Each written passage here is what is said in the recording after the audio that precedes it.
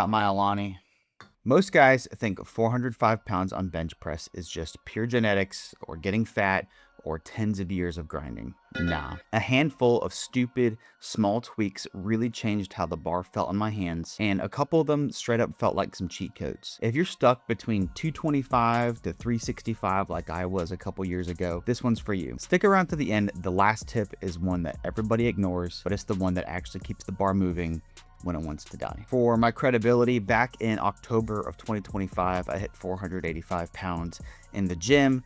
I'm on the road to a 500-pound natural bench press. Hopefully it comes sooner than later. Takes some time. But cracking that first 405 pounds back in 2020 was brutal for me. It was definitely an extremely hard jump. And these tips I want to share with you today are things that I learned both retroactively and tips that helped me while I was going through that. One of the biggest mistakes I made for years was treating 405 like some kind of sacred once-in-a-lifetime event. The barrier wasn't, my pecs or triceps or even strength. The strength was actually there sooner than I realized. A lot of it was in my head. I had an emotional attachment to putting 4 45-pound plates on each side. The same way I had an emotional attachment to hitting 225 for the first time and 315. Stop putting emotional attachment to the number on the bar. I know I say that and I say I'm chasing a 500-pound bench press, but trust me, it's just a mindset shift. If you're scared to unrack it,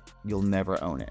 You gotta stop putting the number on a damn pedestal. If I were you, I would start hitting heavy singles in the 85 to 92% range of your training max every week like it's normal training. Once you quit treating the big 405 or whatever your goal is, 315, like a boss fight and just live with heavy weight all the time, and I've said it before in other videos, but just do more heavy singles.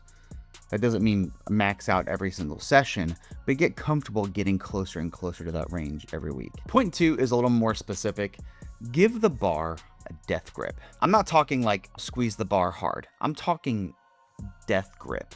I want you to bend the bar, crush it, white knuckle it until your forearms are just on fire. That tension is going to run straight into your biceps, your shoulders, your whole body really. I mean, you already grip the bar incredibly hard for deadlift and squat. You should be gripping it arguably harder for bench press. Squeeze like your life depends on it. And I want you to practice this with me real quickly. Follow along in the video. Squeeze as hard as you can, just in one fist. Hold it for like 5 seconds. Now tell yourself, I'm going to squeeze 10% harder. Hold it again. Now squeeze 10% harder. Now squeeze even harder.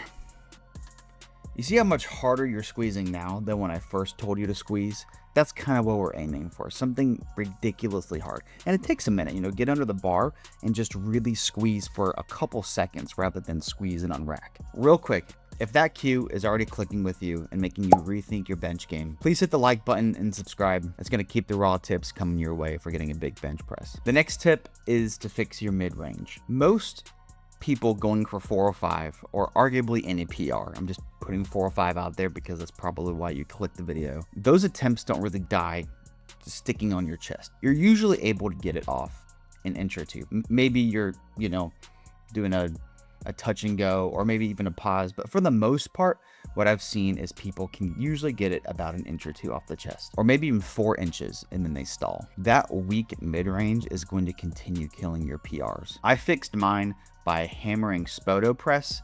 So, go down, pause about an inch or two off the chest, and then continue off. That's going to help you learn to build tension exactly where you're collapsing. A paused Spoto press is really, really good. And this is something that I've learned retroactively. It's going to help with the pause. It's going to help with that mid-range, and it's going to kind of help with that lockout too. It just makes the whole lift harder. Now, if you're aiming to go into competition, maybe after a couple weeks of Spoto press, continue down and do like a t-shirt press instead. So exactly like a Spoto press, but really you're just barely touching your t-shirt or nipples. Number 4 is something I've always kind of practiced subconsciously, but only until recently I've really thought about it as a proper way of training. But hear me out. Everybody says, all right, you got to bench twice a week. You got to bench 3 times a week. You got to bench 4 times a week. I think that's true specifically for bodybuilding. And don't get me wrong, volume traditionally is key, but you may be doing too much junk volume. And I used to be that guy, just endless accessory sets, thinking more and more weight on my shoulder press and my lateral raise and my rear delt fly and my bicep curl and my tricep extension and my lat pull downs and my pull-ups, just more and more and more. I used to think I have to get stronger at everything all the time, and you don't. And maybe you're one of those guys that likes to do a lot no matter what, but if you're really thinking about going for a PR and you're aiming for that big 405 pounds, maybe in the 2-3 weeks leading up to it, cut back on the accessories a bit. You know, if you're going RP 8, 9, 10 on your accessory lifts, consider going 2-3 weeks where you're going 4, 5, 6 RPE, keeping 5 reps in reserve, just taking it lighter and treating accessories as a recovery tool rather than a get stronger tool.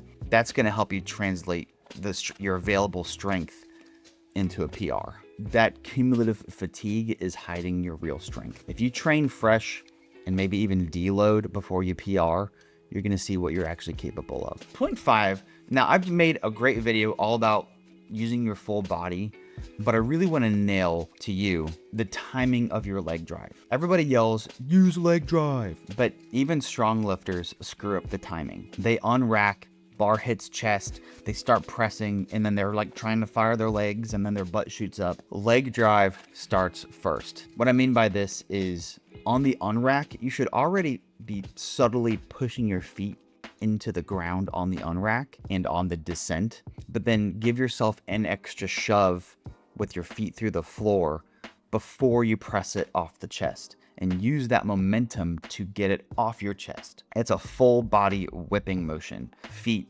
hips, torso, bar. Get the timing right, and it feels like weight is just gonna shoot up on its own. Now, a little bit of bro philosophy here at the end, and it's kind of obvious, but consistency is gonna beat perfect programming. I've spent hours and hours and working with different coaches and coaching myself, coming up with the perfect program and getting analysis paralysis. However, some of the best training I've ever had is when my program isn't even that great or not even that well thought out, but my training intensity is right and my consistency is at an all-time high. So I would say don't overstress about having the right program. It's hitting some kind of heavy single, maybe a lower range, even when you don't feel good. It's just consistency and consistency. All right, look, none of these tips are magic by themselves, but stack these tips together and your bench will ideally completely change. Just more stable, more explosive, more predictable, less hype. That's why they feel like cheat codes. I want to know, what's your current bench press PR right now? Drop it in the comments. And if you're chasing 405 pounds right now, which of these tips are you missing the most? Talk about it in the comments, and I love responding to y'all's comments. Most of my stuff is just straight breakdowns of what has actually worked for me. I can only speak anecdotally in what's worked with my clients, especially on bench. You guys love bench press videos. So if you enjoy this content, hit like, please subscribe, leave a comment, and I'll see you in the nenext one. Also, epilogue. If you're interested in training with me, I'm going to start talking about this at the end of each of my videos. Feel free to DM me on Instagram, meathead.matt, or email me at mattprfck@gmail.com. I'd love to work with you.